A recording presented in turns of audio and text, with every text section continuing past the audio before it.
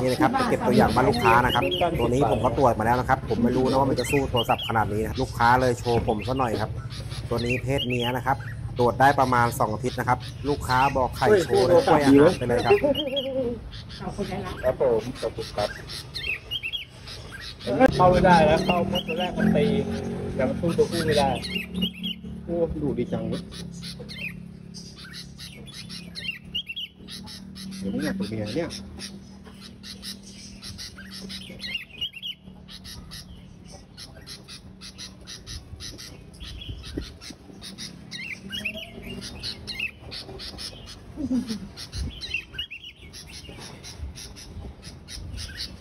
โอ้สุดยอด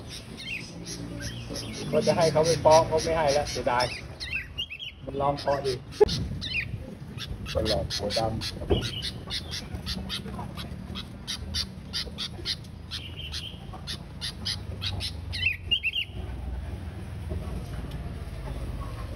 นก